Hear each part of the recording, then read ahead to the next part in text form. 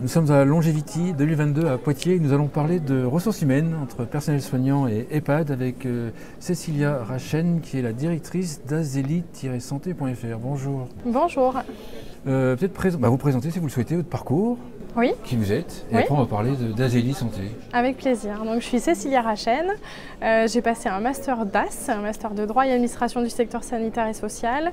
À la suite de ma formation, j'ai travaillé donc 6 ans en EHPAD, EHPAD privé, où j'ai abordé toutes les problématiques d'organisation de planning et de gestion du personnel, et qui m'a conduit du coup à la création d'Azeli Santé. Azeli Santé met en relation le personnel soignant et les EHPAD. Oui, tout à fait. C'est-à-dire qu'en fait, avant la création d'Azeli Santé, il n'y a rien qui existait ou il y avait déjà des embryons de quelque chose ou pas?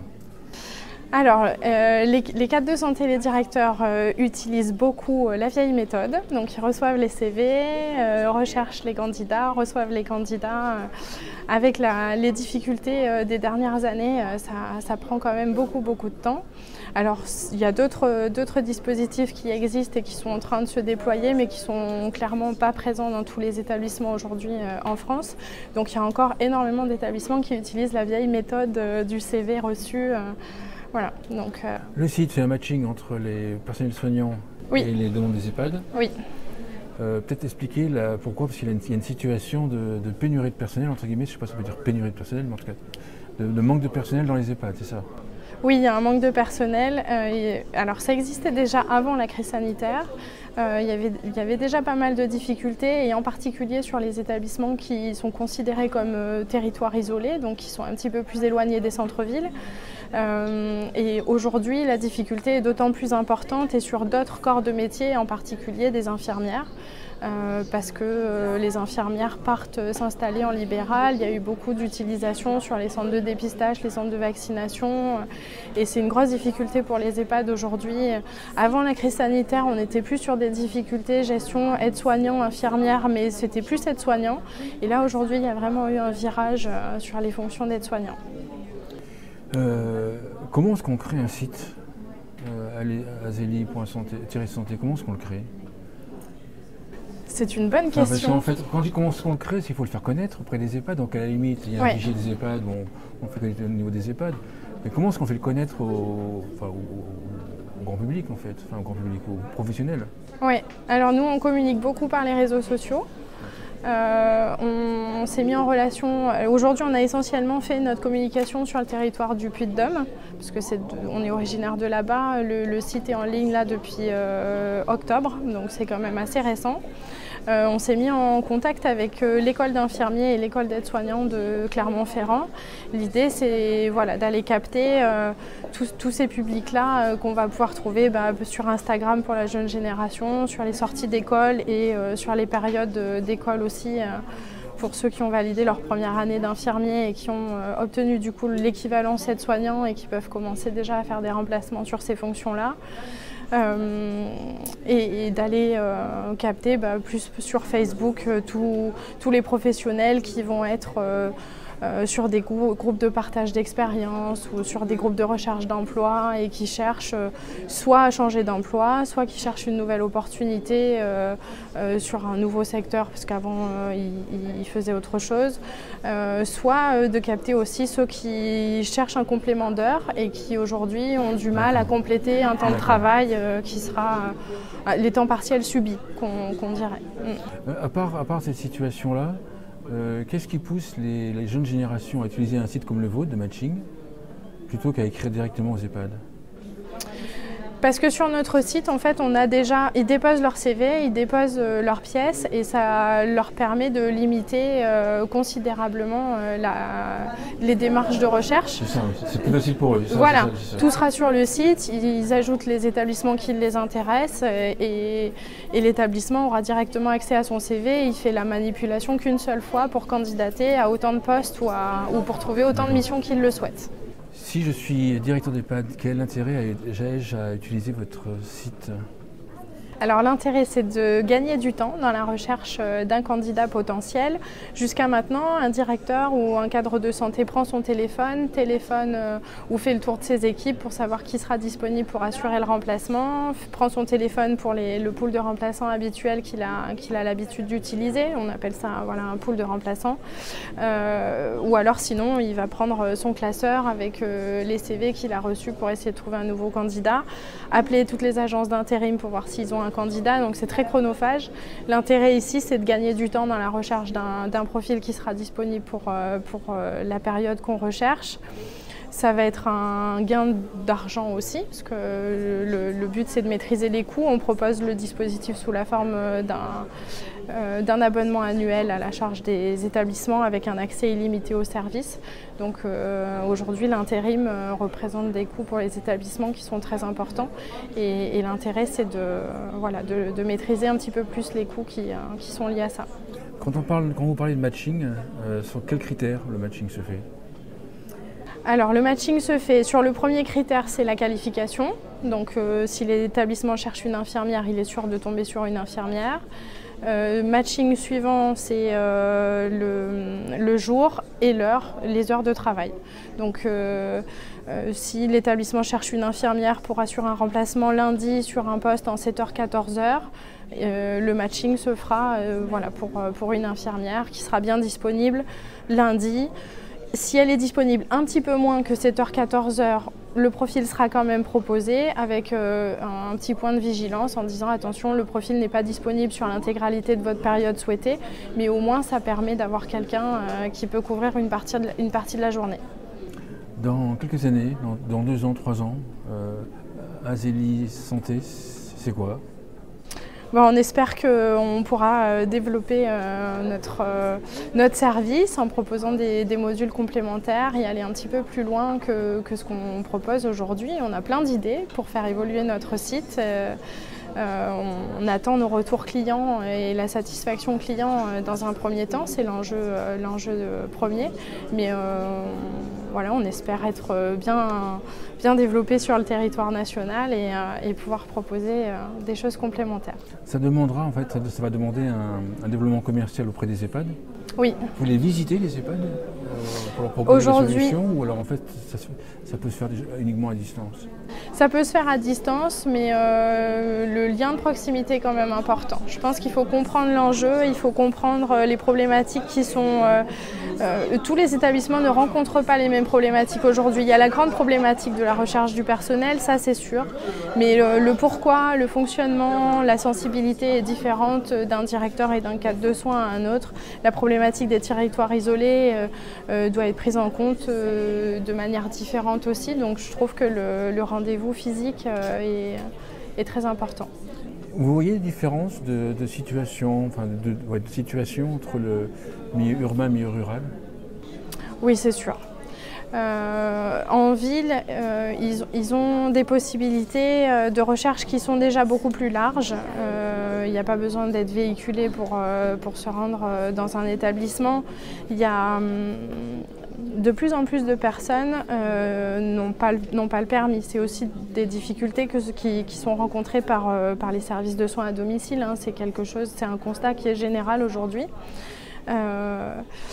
Sur les territoires isolés, il y a la difficulté d'attirer du monde, il y a la difficulté des kilomètres. La problématique n'est pas la même. Il va y avoir une concentration, je ne sais pas, vous allez pouvoir trouver des services de soins à domicile sur les territoires isolés, vous allez en avoir qu'un. Alors qu'en ville, vous avez plein de services, vous avez plein d'agences, donc un potentiel vivier qui est beaucoup plus important. Les étudiants sont aussi concentrés en ville, donc l'enjeu des territoires isolés est clairement plus difficile à relever, je pense, qu'en ville. Est-ce à dire que les EHPAD qui sont en situation isolée propose plus d'avantages, des salaires plus élevés pour attirer ou pas encore Non. Non, ils ne peuvent pas en fait. Les budgets ne sont pas décidés intégralement par le directeur. Les postes d'infirmiers, d'aides-soignants sont financés par les tutelles, donc par l'ARS, par le conseil départemental qui détermine un nombre de soignants par rapport au niveau de dépendance et au niveau du pathos qu'on utilise dans les établissements pour quantifier le besoin personnel. Et ce n'est pas les établissements qui ont la main sur le salaire des soignants. Donc non, les territoires isolés n'ont pas plus d'avantages à proposer qu'en ville. Et c'est pour ça aussi que l'enjeu est encore plus important. Ils ne peuvent même pas proposer par exemple des indemnités kilométriques pour des salariés qui seraient plus loin. Non, les agences d'intérim le font, les frais kilométriques. C'est vrai que du coup ça peut être un critère pour le personnel soignant pour utiliser les agences d'intérim, mais les établissements n'ont pas la main pour proposer le remboursement des frais kilométriques. Leur seule marge de manœuvre, c'est de proposer peut-être une mutuelle qui sera plus intéressante, proposer un intéressement pour les établissements privés qui va peut-être effectivement jouer sur la rémunération finale de l'année, mais sinon il n'y a pas... Qu'on comprenne bien, si vous avez, par exemple sur le Puy-de-Dôme, ou notre région, le manque de personnel, on a des chiffres, on commence par exemple sur 100 postes, combien est-ce qu'il y en a en face, on a des chiffres comme ça, parce qu'on dit qu'il manque de personnel, est-ce qu'on arrive à le quantifier? J'imagine que oui. Alors, sur les dernières études qui ont réellement quantifié le manque de personnel, ça date de 2015. C'est la DREES qui avait fait un constat du manque de personnel. Et déjà à l'époque, il y avait près de 50% des établissements publics et privés qui rencontraient des difficultés pour trouver des remplaçants. 60% des établissements qui rencontraient ces difficultés-là fonctionnaient depuis plus de 6 mois avec un poste vacant.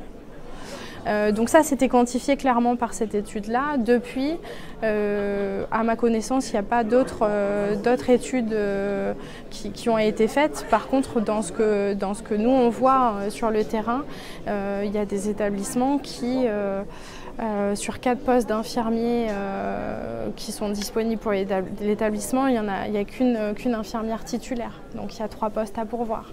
Donc c'est vraiment une grosse difficulté aujourd'hui. De plus en plus de transfert de compétences aussi. Donc on transfère les compétences de l'infirmier à l'aide-soignant.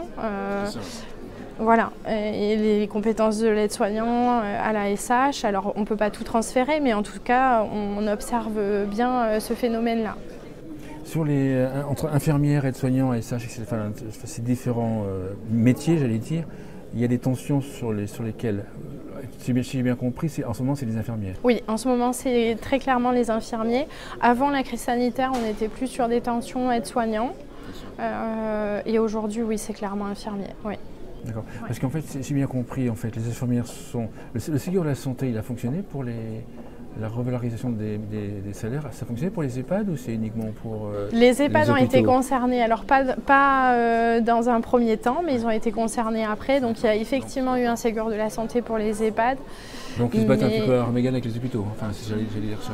Je dirais pas à armes égales, mais il y a eu quand même globalement une déception des soignants parce qu'il y a des discours qui sont peut-être pas maîtrisés aussi, mais ils s'attendaient à plus déjà de revalorisation. Il y a toujours l'ambiguïté entre le salaire brut et le salaire net, et donc très clairement sur leur fiche de paye, ils s'imaginaient autre chose. Et c'est les retours aussi qu'on a des directeurs aujourd'hui, la déception des soignants sur le Ségur de la santé où ils espéraient avoir une revalorisation plus importante. Il y a d'autres questions qui me viennent là. Entre le public et le privé, est-ce que la situation est la même? Autrement dit, est-ce que les personnels soignants sont plus intéressés par le public ou par le privé? Par le public ou par le privé, ou c'est... Comment est-ce qu'on voit la situation? Là-dessus, je ne saurais pas trop vous dire. Je pense qu'il y a une question de personnalité. Il y a des soignants qui préfèrent effectivement travailler dans le public, d'autres dans le privé. Mais c'est pas une grande question, quoi. Non, je pense pas. Je pense pas. Je pense que c'est propre à chacun. Effectivement, sur le privé, certains peuvent voir l'avantage de l'intéressement, peuvent voir voilà, d'autres avantages sur certaines qualités de services qui vont être proposées. D'autres n'envisagent pas du tout de travailler en établissement privé. C'est pas envisageable pour eux. Non, je pense que c'est propre à chacun. Une conclusion à l'émission, peut-être sur votre site? Une conclusion, on espère que voilà qu'on va réussir à développer le service et à faire entendre la voix du bien-être pour les soignants et de la qualité aussi pour les établissements, quoi, que cette question du personnel un jour puisse être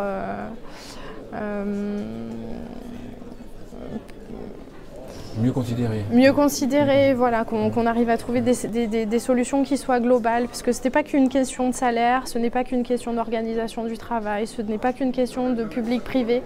Il y a des enjeux qui sont très importants autour de ces questions-là. Plus de reconnaissance. Voilà, la reconnaissance. Pour les infirmières, ça va aller, mais peut-être pour d'autres métiers, la reconnaissance est importante. Oui. Même pour les infirmières, hein, c'est un milieu, les EHPAD, ce n'est pas un milieu qui est très valorisé dès le départ. Quand on est soignant à l'école et qu'on dit je veux travailler en EHPAD, c'est pas là où c'est le plus valorisé. Donc il y a de gros enjeux et on espère vraiment que toutes ces questions-là vont réussir à avancer. Prochaine région ouverte? Celle qui sera dispo pour nous accueillir. En fait, on a déjà fait tous nos tests dans le Puy-de-Dôme, donc on a déjà déployé une stratégie de communication. Donc maintenant, on peut s'appuyer sur cette expérience-là pour partir sur d'autres régions et reproduire ce qu'on a déjà fait dans le Puy-de-Dôme. Donc on est ouvert. Super, merci Cécilia.